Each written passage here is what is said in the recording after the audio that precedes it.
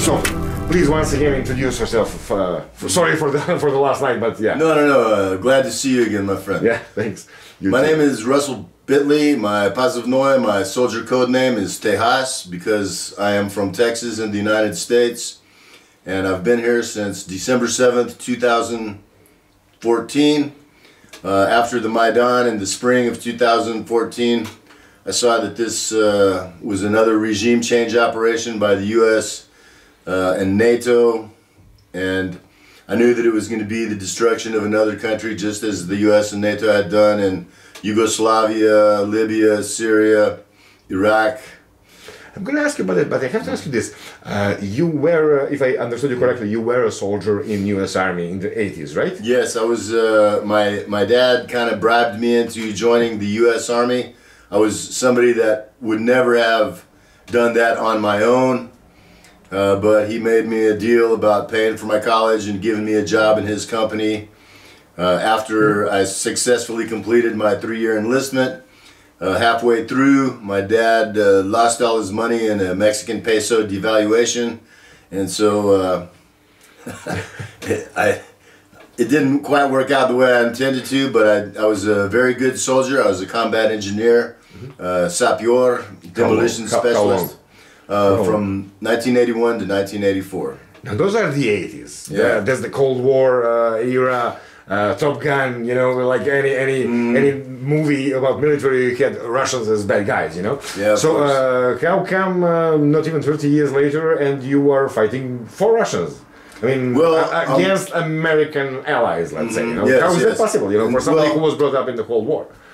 Because I always was a voracious reader. Growing up in the 60s, it was the Vietnam War, it was the Civil Rights Movement, it was the beginning of the Protect the Ecology movement, and so I saw different perspectives than what, you know, in the upper class of Dallas, Texas was predominant. And so, you know, by reading, like when I was 12, 13 years old, I was reading Ho Chi Minh, Che Guevara, and I understood that really the United States wasn't only not the good guy, but, you know, in fact, they were the bad guy. Which, and the further along I lived and watched history develop, they became worse and worse, you know. And so, you know, Yugoslavia was a terrible, terrible crime. I remember really, I mean, I always detested Bill Clinton, and I don't like Republicans either. I've never voted for a Republican or a Democrat in my life. But, you know, it was Yugoslavia, then it was the, you know, the first Gulf War, then it was the second Gulf War, then it was Afghanistan, you know, 9/11, Syria, you know, the brutality. Libya. And Libya, which I really admired Muammar Gaddafi, and when he was murdered, I was very angry, and I was angry enough to do some direct action artwork on a Marine Corps recruitment billboard, climbed up 15 meters before dawn one night, and I painted "fuck NATO" in 6-foot tall letters across the billboard of the Marine Corps. Did they catch you? No, they didn't catch me. So you were. And actually, there was a police car like right below, pretty much. But he was doing paperwork or something. He didn't see me, and that billboard was on a major street in Austin. At least 50,000 cars drove by it every day, and it was up there for about 10 days. So I got my message across, and I felt good about that. It was like my respects to Muammar Gaddafi and the people of Libya. But then when I saw the Maidan start, and I saw the horrible atrocities, May 2nd of 2014 was the massacre in Odessa when people were burned to death. We'll get back to it, but I want to ask you something, because you say that you follow geopolitics, right? Yes. And let me just give you a little bit of context for the next question. Obviously, Ukraine was heavily wired, let's say, with NGOs, with pro-Western Soros affiliates and everything. But I got the sense that Maidan was not something that, I mean, even though they obviously planned for Ukraine to turn it against Russia, but Maidan wasn't something that they necessarily planned too far ahead. Actually, my opinion is that it was direct result of what happened like month and a half prior to Maidan, which is when Russia for the first time protected Syria. In the autumn of fall of 2013, America with its allies wanted to bomb Syria, and at first every ally of America voted in favor of attacking Syria. But then Russia, actually Putin, who only came back to be a president at that point, said that Russia will protect Syria, and the Russian fleet positioned itself between NATO fleet and Syrian coast. And because of that, every single ally of America suddenly voted against going into war with Syria. So America was pretty much embarrassed by that. At the end of the day, even they didn't attack Syria. But I always felt that Maidan was kind of a punishment for Putin because of that. Do you think that it's actually a coincidence that Maidan happened only like month and a half after the protection of Syria, or maybe you tend to agree with my explanation, let's say? I think I do agree with your explanation, because it was like, you know, in the big geopolitical chess game, that was the next offensive move after the Russians defended Syria. And you know, the Israelis fired 2 missiles over the American fleet and the Russian fleet, trying to provoke the Russians to respond and think that the Americans had done it, which, you know, really shows how truly evil and devious the Israeli regime is, you know, or shall we say the Zionist regime, the Zionist entity. But you know, when the Maidan happened, you know, and Victoria Nuland was there and passing out cookies and all that, and I mean, you could see, and you know, when the snipers started working, over 100 people were killed, both of cops and protesters. And since then, the guys who did it, the snipers who did that work, were Georgian mercenaries, and they have come forward and confessed to it. Really? They confessed? Yes, and you can look it up. Georgian snipers confess to Maidan. They came forward in Georgian media, or not just Georgian media. What happened was they were put in contact with a U.S. CIA agent who by Mikhail Saakashvili, and they were armed. They were trained snipers, veterans of Georgian war, and they were told, okay, we're going to we need to raise the level of violence in the protests. So here's your weapons. They were on the top top floor of Hotel Ukraina, which was all rented out, the whole floor, and controlled by the U.S. CIA. And they started sniping from there, and a couple other places too, but primarily there, shooting protesters and police. And the thing is, at the time, you know, there was eyewitnesses, there was video taken showing people getting hit. You could see exactly where they were on the street, and you could tell, you know, by how they reacted, where the bullets were coming from. Some of the bullets hit trees. Yeah. And you know, after the Maidan and the new Kiev regime, puppet regime, came to power, those trees got cut down. Because when a bullet goes into something, you know, like material, you can put a rod in that bullet hole, and that rod will point to exactly where the bullet came from. I guess the trees were inconvenient witnesses, yeah. Yes, exactly. I mean, and you know, these were like big, you know, poplar trees or something, you know, and for some strange reason they got cut down.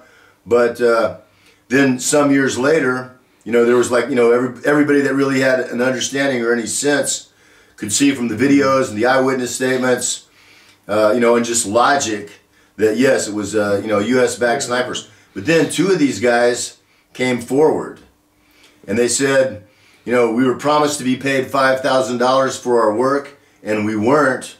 But that's not why we're coming forward now. We're coming forward now because we're very scared that we're going to get bumped off to silence us, you know, because we're actual witnesses. And you can look it up. There's 2 Georgian snipers identified by name, show their faces in the videos, and say exactly what they did, who it was, the name of the CIA agent. I think his name was Boyce, something Boyce. He worked later for in the Ukrainian army with one of the Nazi battalions. I'm sorry to miss that, but I will check definitely. Yeah, you should, because it's a very important story that, of course, didn't get covered in Western media.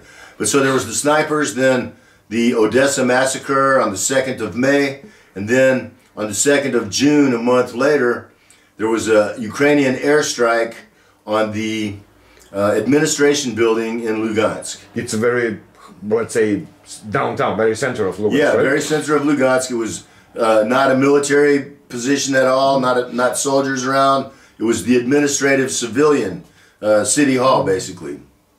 And a Ukrainian Air Force jet came in, fired a salvo of rockets, maybe a dozen unguided rockets, and 8 or 10 people were killed. And there was a photograph taken in the aftermath of that of a woman named Inna Kukuruza. She was a middle-aged woman that was just there in a completely civilian capacity.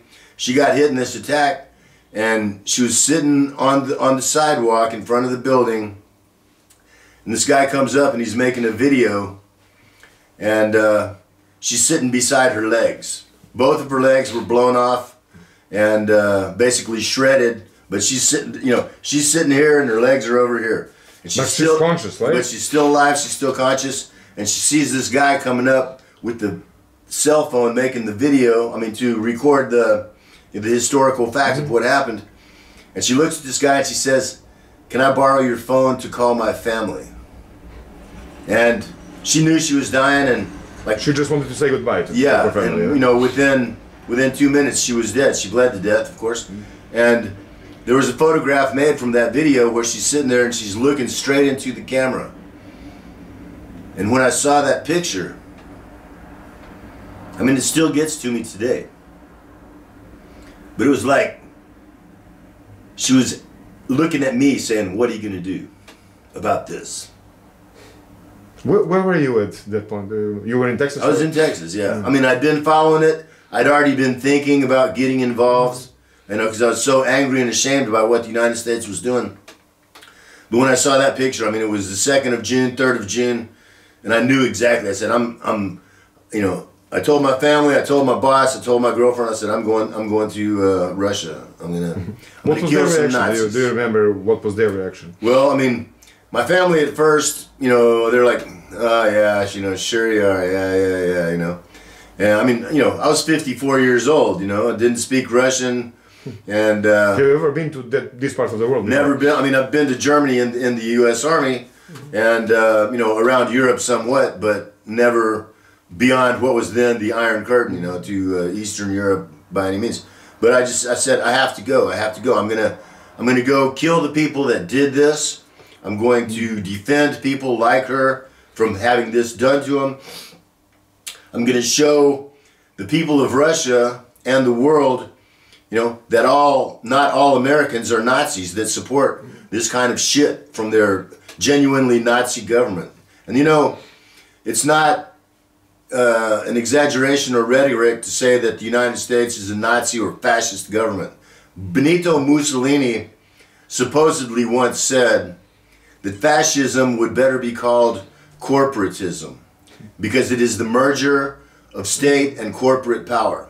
And some people say he didn't say it or not, but it doesn't matter whether he says it or not, because that is the perfect description, definition of what fascism is. And it's also the perfect definition of exactly what America is today, you know. And so it's a fascist government. There's still good people, millions of good people in the United States. You know, the majority of them are brainwashed cowards, idiots, you know, good Germans of the 21st century. You know, and America is the Fourth Reich. But, you know, I love the American people. I love America, the land. I love the ideas that it was founded on. You know, I mean, when growing up, you know, my heroes were like Benjamin Franklin and Thomas Jefferson, you know, George Washington. And especially Benjamin Franklin, man. I always thought he was cool. And it's cool that he's on the $100 bill. You know, but he would be fighting a revolution against the government that the United States has today, you know, as all good Americans should be. How did you travel from Texas to Donetsk? You came to Donetsk first, right? Or to Lugansk? I flew from Houston, Texas right after Thanksgiving, an American holiday, family holiday, at the end of November. I got together with my family, an old girlfriend, some of my old best friends, and after that, went to Houston, got on a plane, flew to Moscow, spent the night in Moscow. The next day, flew to Rostov. And arrived in Rostov in a blizzard, and as always happens, I'm like, I had a hotel reserved in the city. Went out, those taxi drivers that wait outside every bus station and every airport in every city in the world. Hey, can you take me to this address? Yeah, 1,000 rubles, 4 or 5 times the usual price, of course. But I had to do it. So I got to Rostov, I looked around for a couple of days, and then I made a pilgrimage to Stalingrad, to Mamayev Kurgan, because I had seen a photo of the monument of the Motherland Calling when I was about 10 years old, after it was first completed. It's actually Volgograd now, right? Yeah. But I had seen that monument, and I thought, that's the coolest monument in the world. I would love to see it, but I know I never will, because it's in Russia, and not only just like in Russia, but it's like kind of in the hinterlands of Russia, and but it was 500 kilometers. So I said, yeah, this is something I always wanted to do, my bucket list, so to say. So I said, I'm going to check this one off. So I took a bus, went to Volgograd, Stalingrad, got in the hotel like 10 o'clock at night. The next morning at 4 o'clock in the morning, I got up and I started walking. It was like 10 kilometers. And I started walking. And the Volga River's over here. And so I know, I looked on the map, I said, it's that way. And I said, I can't get lost, because as long as I keep the river on my right-hand side, eventually I'm going to see it. It's not something that you can miss. And so I got there like maybe 8 o'clock in the morning. It was right at dawn. I was the only one there. And really it was so beautiful and inspiring. And, I felt the souls of a million heroes welcoming me there, and knowing what I was going to do. And I really believe that, and I've been so lucky in the war here, in the battles, I think that I've had guardian angels, and some of them came from Mamayev Kurgan. And so then I came back, went to the bus station in Rostov, and caught the bus to Donetsk. I couldn't hardly speak or read Russian at the time, I'm like, I'd written Donetsk in Cyrillic, and I'm like, okay, yeah, it's that bus, And I got to the Russian side of the border.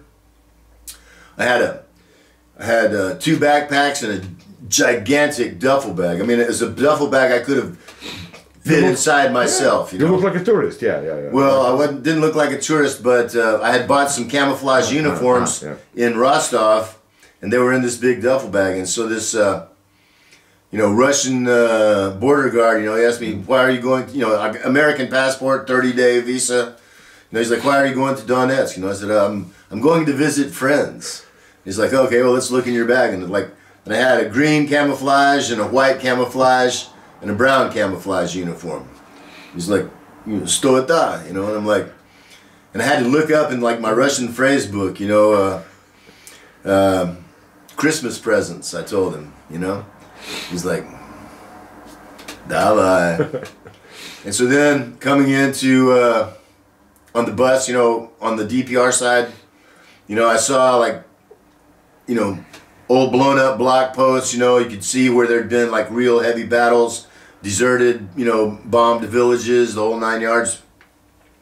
And I got to Donetsk about 5 or 6 in the evening. It was just getting dark. And as soon as I got off the bus, within 1 minute you could hear incoming or incoming. Not close by, but like out at the airport, and having been a soldier in the US Army, I knew what, really heavy artillery sounded like, and that's exactly what it was.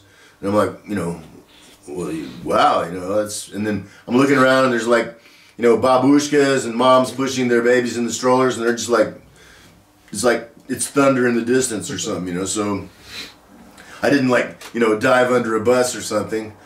And then of course I paid 400 grivnas for my taxi to the hotel where I was going. I had a friend that I'd been in contact with, an Italian journalist named Cristian Malaparte, one of my best friends, and we're still in contact. And you know, he had told me, he said, yeah, when you get to Donetsk, come to this hostel where I'm staying. And so I did. He showed me around, you know, helped me to get in contact, to volunteer. After about a week, I got in touch with the Vostok battalion, and they said, all right, do you want to join tonight or in the morning? And I said, well, I still got, you know, my stuff at the hotel. And so we went and we had like a big farewell feast. And the next day, like the 14th of December, I went to the training center in Nevada, spent 2 weeks there. In Yasunavati, huh? Yeah. I just ask you to confirm, Vostok is headed by Alexander Khodorkovsky, right? Yes. Founded and headed by. Yes, and you know, he and I are I won't say like personal friends, but we know each other. We've met and talked, you know, many times. You know, in my opinion, he's the greatest leader that the DPR has ever had of all the leaders. You know, I mean, he's not just, you know, a great commander and a true patriot, you know, but he's an expert statesman, a geopolitical analyst of the first degree, and I hope someday that he will have a much greater leadership role in not just Donbass, but in the new Ukraine. You know, I would certainly, you know, in battle I would follow him anywhere. Right now he's down with the Vostok battalion around Mariupol. You know, very, very hard battles there right now. I'm hoping to go down there here quite soon myself and see how they're doing. Are you in contact with those guys still? Yeah, of course, of course. I mean, it's like, you know, it's, you know, Brata Ruzha, you know, the Brotherhood of Arms. You know, you never forget who you served in battle with, you know. So how long did you serve in DPR? I served for 6 months in the Vostok battalion with the Sud Vremeny combat unit. Sud Vremeny is a Russian communist, neo-communist movement headed by Sergei Kurganyan, a real brilliant politician, you know, a pundit, political analyst, and a great guy. And he, at the beginning of the Maidan, you know, he told, and it's a huge movement in Russia, probably 100,000 members at least. And he told everybody in the movement, he said, if you can, you know, go to defend Donbass, because, you know, Donbass is the key to defending Russia, which is absolutely true. And I've said it since 2015, as goes Donbass, so goes the world. You know, who defends Donbass defends Russia, and Russia defends the future of humanity. Thanks for saying that, man. Yeah. Well, I mean, it's absolutely, I know it to be true, you know. So I joined Sud Vremeny. They were part of Vostok then. I was very lucky because when I got to the training base there, I met a Colombian volunteer, communist volunteer, and named Pazivnoy Alfonso, and he spoke Spanish, and I speak pretty good Spanish. I mean, I didn't hardly speak any Russian at all at that point, but my Spanish was pretty good from growing up in South Texas. I spent a lot of time in Mexico, and so he spoke Spanish, and then there was one other member of the Sud Vremeny group that was from Kiev, but who also had studied Spanish in school and spoke it fluently. So I could communicate with these two guys, and, you know, they asked me if I was a communist, and I said, oh yeah, I am. And I, you know, I'd always grown up admiring Che Guevara and stuff. I went to Cuba for a month in 1995, and before that, you know, I'd always said, well, I'm a socialist, you know, because in the United States, you know, communism has been so absolutely demonized for, you know, half a century or more, you know, really for a century, that, I mean, it's like, you know, you could say, oh, this guy's a, you know, a child raping murderer. Yeah, and they'd say, yeah, he's probably a communist too, you know. I mean, so it's like the worst thing that can be called in the United States. I have to ask you one thing. You told me when we were arranging this interview, correct me if I'm wrong, but you told me that you are a religious person also, right? Yes. So how does those two connect? You know, like religious person with the communism. Well, you know, it's one of the things that Kurganyan and Sud Vremeni say is that they understand they want to make a Soviet Union 2.0. And they want to take the lessons of the good points of the Soviet Union and also learn the lessons about the mistakes. And they said that it was one of the huge mistakes of the Soviet communism was, you know, atheism. You know, I mean, and of course it's understandable because, you know, most organized religions, you know, they are just like extensions of the ruling class, and they're also an apparatus, you know, like Lenin said, the opium, or Marx, the opium of the masses. I think Lenin was that. I think it was Lenin, yeah.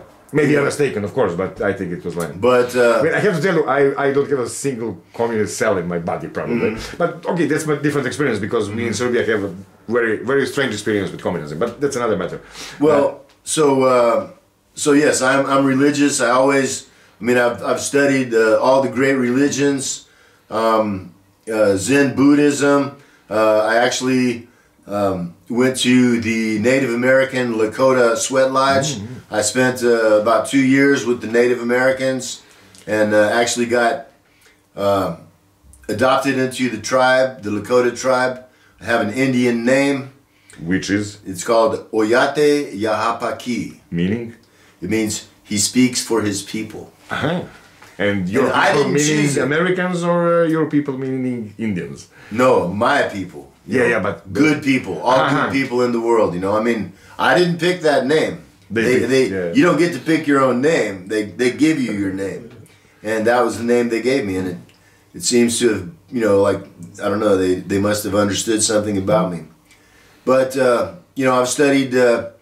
I spent a year with Muslims. You know, Sunni Muslims. I fasted for Ramadan. I've read the entire Quran from the back to the front, which is the way that it's written, you know, in Arabic. You know, I've studied like shamanism, South American shamanism, you know, like Carlos Castaneda type stuff, you know. So, you know, and of course Christianity, you know, I've read the whole Bible several times, you know, but I saw in Western religion, I mean, first of all, there's the Catholic Church, you know, which is you know, it's just a mafia, you know, it's like, it's degenerates, you know, perverts, child molesters, and, you know, one of the richest men in the world is whoever the Pope is. And you know, what, like 3 or 4 popes ago, it was this dude, I can't even remember his name, but he was in the Hitler Youth. Oh yeah, German, I can't remember his name too, but But I know what you mean. I mean, you know, there's more than 1 billion Catholics in the world, and if they can't find a better dude to be their leader than a guy who said Heil Hitler when he was a kid and meant it, then, you know, it's like, you know, that can't really be a real religion, you know. I mean, and you know, the crimes of the Catholic Church, you know, since antiquity, you know, are beyond measure. So, you know, the Catholic Church was never anything that, I mean, there are great Catholic, you know, lay people and priests that are real, but the organized Catholic Church is a crime syndicate, you know. If it's not a secret, what's your take, or your opinion on Orthodox Christianity? It's the real Christianity, you know. I mean, I have 3 kinds of friends here in Donetsk, which is soldiers and veterans, Orthodox priests and monks, and musicians. And that pretty much covers all my friends, you know. Musicians from Donetsk, right? Yeah. So how, this is totally off the topic, but I have to ask you. If you would compare Donetsk music scene with Texas music scene, for example. Well, I'm from Austin, Texas, which is known as the live music capital of the world. I mean, and Austin is a lot like Donetsk in many ways. It's about 1 million population. It has a river that runs through the center of town with 3 big bridges. It has a lot of colleges, a lot of students, a lot of great culture. I mean, but it has, I don't know, probably 300 bars and nightclubs or more. And in 250 of them, they have live music every night. You haven't been to Belgrade. I think that we have more. Really? Yeah. Well, we cool. are unofficial nightlife capital of Europe. I mean, and probably even the world right now. But that's another point. Cool. Yeah, yeah. But anyway, so I mean, and here, you know, I met a lot. I mean, when I first started working as a correspondent, anti-propagandist, I had a radio program called Donbass. No, excuse me. What was the name of it? I don't even remember what it was. It had like 40 shows twice a week, and it was, and we'd bring on local musicians. I would play some songs too. Which instrument do you play? I play guitar, mandolin, banjo, and harmonica. I mean, I'm asking you because people usually don't understand that how vibrant was the culture here before the war. I mean, even during the war, of course, but even before the war, you know, in this entire area, Donbass area, it's a very vibrant culture in many ways. Also, the, let's say, pop music way, you know. Yeah, and I mean, and that's cool. I mean, the radio stations here are great. You know, I love, you know, Russian, you know, folk music, Russian rock and roll, Victor Soik, Vysotsky, you know, those guys. Otava Yo is a band that I really like, even though they're, you know, fucking liberals and they're saying, oh, well, this is a terrible operation and shit now, you know. Oh, really? Yeah, yeah, it's shameful. You know, and I mean, another band, what is it, DDT, you know, and Yuri Shevchuk, you know. I mean, he's a great poet, but he's another fucking liberal, you know, Western ass kisser. Yeah, they have those in Russia, in some quantity. Yeah. But can we go back to war? If I'm not mistaken, you actually entered the war right about the time of the Baltsevo, which was the actually battle. A couple of months before the Baltsevo. Yeah. My first day in combat was dawn, the morning of December 31st, 2014. My first position was the Iversky Monastery, about 400 meters from the new terminal and 400 meters from the control tower, both of which were controlled at that time by the Ukrainian so-called cyborgs. It was in the Donetsk airport, right? Yeah. That was another heavy battle, yeah. It was one of the heaviest battles of this war. I mean, if you ask me, I've never seen an object so ruined as Donetsk airport. I mean, there is not a single square centimeter that isn't hit by a bullet or a grenade or something. And the Iversky Monastery and Church, same exact deal, you know, and it was a strategic position that... yeah, that's trend light. Some tanks out there. It's even louder than tanks, yeah. So the monastery was a very hot position. I served there like 2 weeks. On the 17th of January, there was a major battle. Sparta battalion had taken the new terminal, and there was a counterattack that wanted to take the monastery. There was 12 Sud Vremeni soldiers there against about 200 Ukrainian army, Pravi sector Nazis. They had tanks, they had BMPs, and 3 of our guys died that day, and everybody that was there got wounded. I had, you know, by the luck of God, I had a really bad cough, and a doctor had come out from the Vostok base, and he told me, hey, you have to go back. And I said, no, I'm not going back. I'll go back whenever all of us, you know, rotate back. And then that night, on the night of the 16th, you know, the commander, a Sud Vremeni commander, you know, radioed to the position. He said, I'm ordering Tejas to get... Texas, yeah. To go on the... when the supply car comes in the morning with the food and water, he's coming back with it. So I came back. I was a terrible cough, man, and I came back. I was in the hospital, and then the next day, you know, they told me, hey, you know, the monastery got hit hard. 3 guys died. 2 of the guys had just gotten there a couple of days before. Poštovani prijatelji, mesecima se naša produkcija nalazi na udaru cenzure. Emisije nam se brišu ili se na njima ukidaju reklame. Za 5 godina postojanja Pokazali smo da naš posao obavljamo profesionalno i bez političkih i drugih uticaja. Cilj nam je da udaramo još jače i da poboljšamo našu produkciju. Podržite naše napore kroz dobrovoljnu članarinu. a mi ćemo uzvratiti dodatnim novim i kvalitetnim sadržajem. Možete nas podržati pritiskom na dugme Join ili Pristup, nakon čega ćete odabrati mesečni iznos donacija kao i način plaćanja. Celokupna transakcija se odvija na serverima YouTube-a i potpuno je bezbedna. Hvala vam što nas podržavate. One of the guys I'd been there with the whole time. I mean, and, you know, they say, oh, well, he was only there 2 weeks or something. No, 2 weeks, you know, it's, you know, every hour is like 2 weeks, you know, in that kind of situation. I mean, it was so dark. It was freezing cold. You know, there was no electricity. We only had wood stoves to heat the rooms, but the wind blew the smoke back down the chimneys. So, I mean, literally the smoke, you know, if you sat down, you could see around the room, but if you stood up, you know, you were like in fog. You couldn't even see through the wall, you know, and it was, you know, it was dark. You had, even in the daytime, you had to use a flashlight because all the windows were filled up with sandbags against shrapnel and snipers. And we had battles there every day, every night, with, you know, thousands of rounds going each way, you know. It was a very heavy position. After the 17th, our guys got evacuated from the monastery.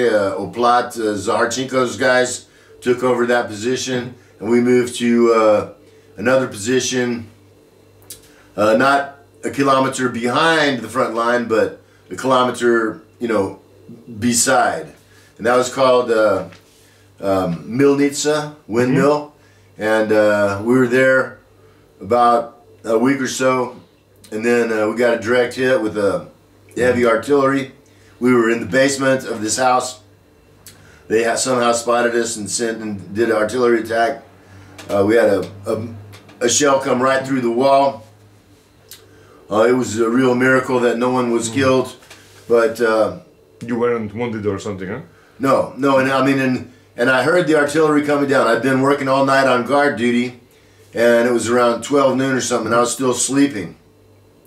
I started hearing artillery hitting very close, and I'm like, well, you know, should I get up and, you know, put on my boots and gear and you know, be ready to do something?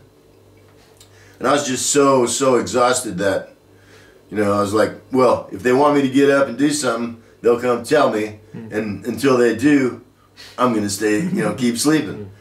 And as soon as I like rolled back over, this bomb came through the wall. And if I had gotten up, I mean, where it came through was right above the table where we had our chainik and where we made coffee or something. And if I had gotten up when I first thought about it, if I hadn't just decided to go back to sleep, I'd have, You'd probably I would have gotten, it would have been right in my face. I would have been blown to pieces. You were in the artillery unit, right? No, it was a combat unit. I was a, you know, infantry. Infantry, huh? Yeah. Regular infantry, huh? Yeah. And I was a rifleman for a while, and then I became, I got trained on the RPG-7, and so I became like a granatometчик and worked with the RPG and Spartak, and Spartak was another very heavy position. The position was called the blizna. You know, it means like fish hook, and you know, and it stuck out into the U-crop lines, and we were on the fish hook and we were the bait. And the U-crops would come up every day, and, you know, because our front line, it faces west. So every day when the sun's going down, you know, it's like a giant spotlight shining into our eyes. You know, the U-crops can see us, you know, even in windows or whatever, very well with the sun behind them, and we can't see them, you know, because it's like, you know, it's like blinding. So every afternoon, right around sundown, you'd know they were coming. And that was also a very, in the little town of Spartak. It was a very tough position. And I worked there with a Belarusian volunteer called Pover, Pasivnoy Pover. And we became like best friends. And we worked with the RPG. They didn't bring up, I mean, we also had like some other really good anti-tank weapons there, so they didn't bring their tanks up, but we'd use the RPG to shoot RPG rockets into the trees above, you know, this trench where the U-crops were, and hit them with shrapnel. And we really messed up a lot of U-crops with that. I mean, very dangerous because we had to go outside, you know, to shoot the RPG at them. And I mean, and some of the battles there. While you're shooting, you were exposed. Yeah, you know, and plus, I mean, you know, some of the battles there again, you know, 1,000 rounds, you know, thousands, not just 1,000, but thousands of rounds going each way. You know, AGS, you know, raining down on us. You know, a lot of times the U-Crops would run across these railroad tracks and be running around behind us. So it was some very close, heavy combat.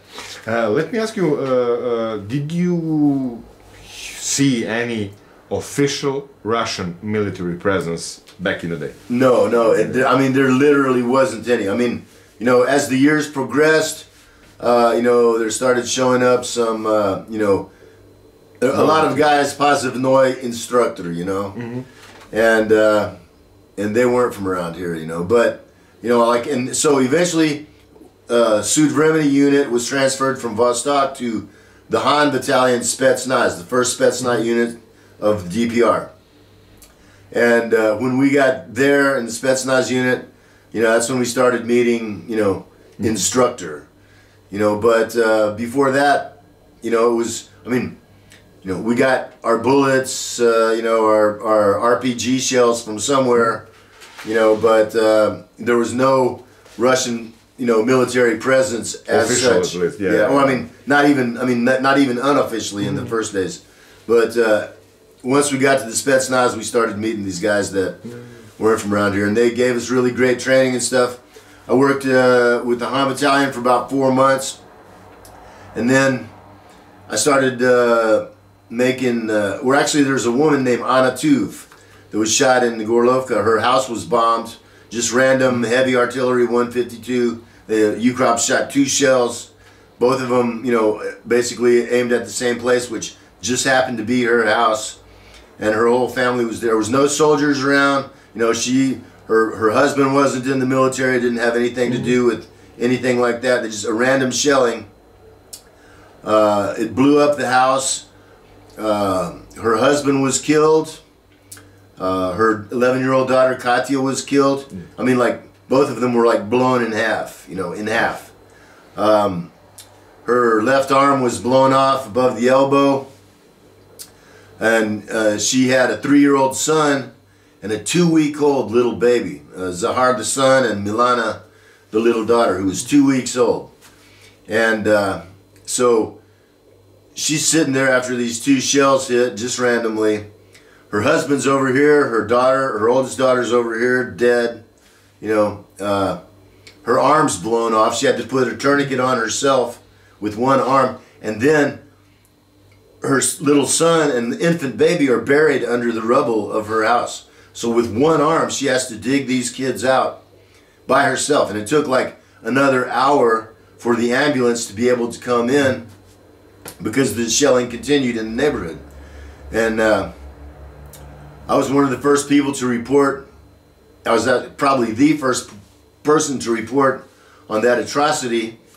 We visited her a few days later in the hospital in Donetsk, and I decided I was going to do a fundraiser to help her, you know, like to get a new arm and, you know, just help with living expenses.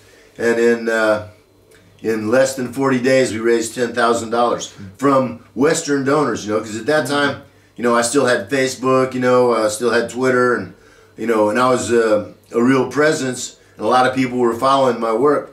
And so, you know, I told the battalion commander of the Spetsnaz battalion, I said, you know, I want to do a fundraiser for this one. I said, I'll get $10,000 for a new arm. And the guy's like, yeah, $10,000, sure you will, you know. He's like, why don't you do something, you know, realistic and say, you know, 2,000 or 2,500. I said, no, dude, I'll get 10,000.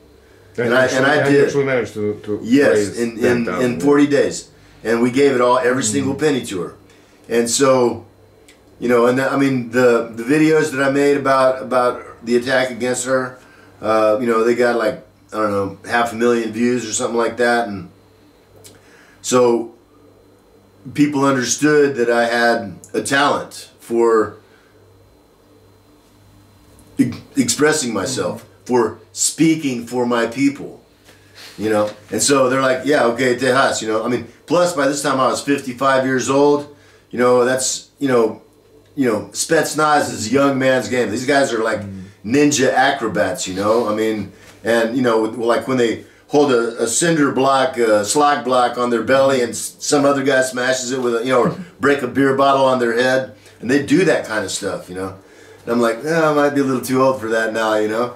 And so they said, okay, you can be an information warrior and do human aid. And we did some great human aid. And then eventually, you know, I said, you know, I'm going to go try and do this on the civilian. And I started working with Donai News for a while. And then I started working back with the Sud-Vremeni Information Center. And, you know, just, I mean, I've made, you know, less than 1,000, but not much less than 1,000 videos here. You know, they've been viewed in altogether millions of times. And I've really done, I mean, I'm still doing what I came here to do, which is fight Nazis and help protect the people here. But now I do it with words, you know, because like, you know, with the AK-74, you know, I'm good to about 400 meters. With the RPG, that's 900 meters.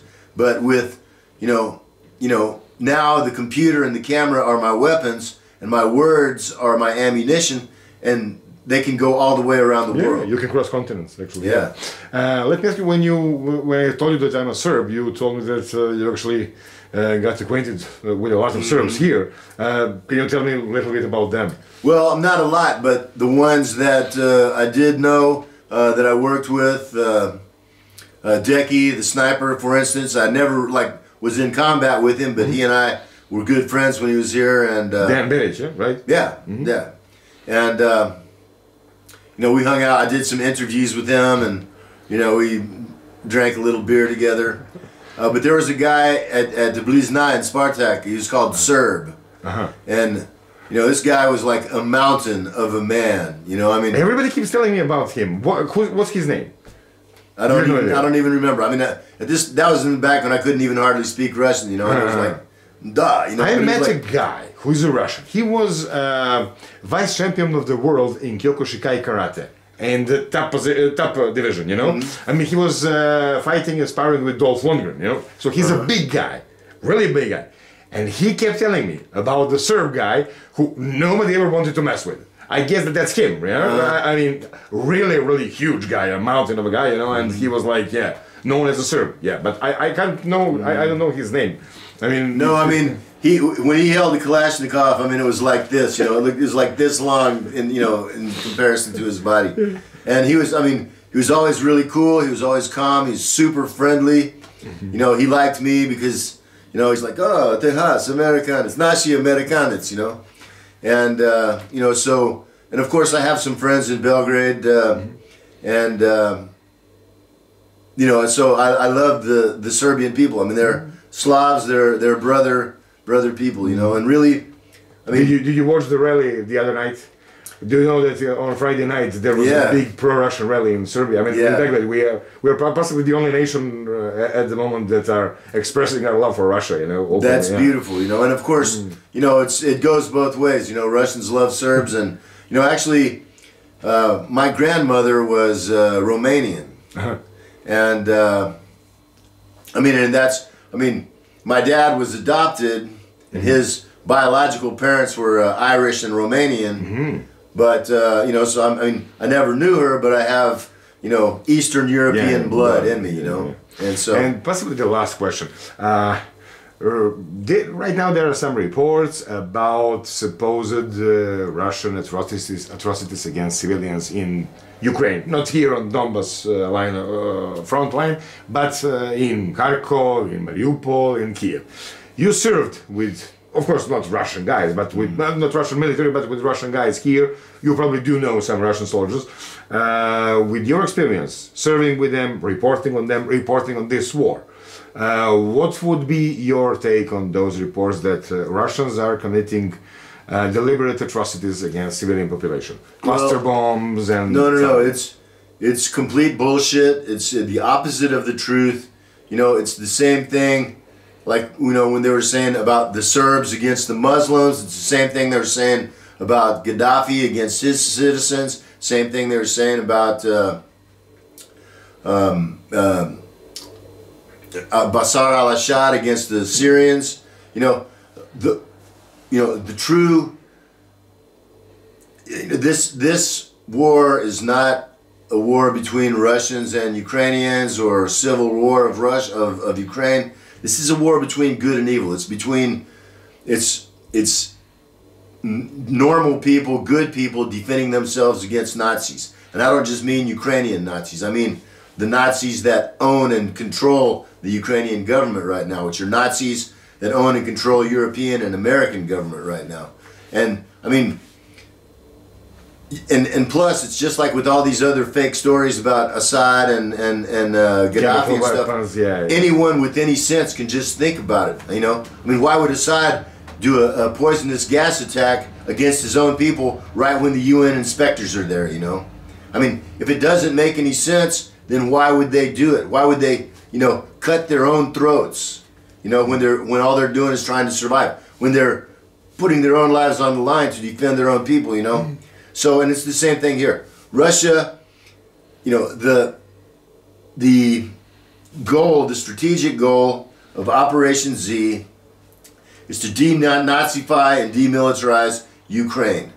To kick out the Nazis, the puppet government, to bring Ukraine back into the family of Slavic people, like it has been for 1,000 years. That's the goal. And you don't accomplish that goal by committing atrocities against the people that you're liberating and that you want to come back to your family. So it's ridiculous. It is 180 degrees the opposite of the truth, a truly satanic lie. And you can only look at what the Nazis are doing right now in the cities that are surrounded. They're not letting civilians out. They're slaughtering civilians, men, women, and children who try to leave. They're using civilians, including women and children, as human shields.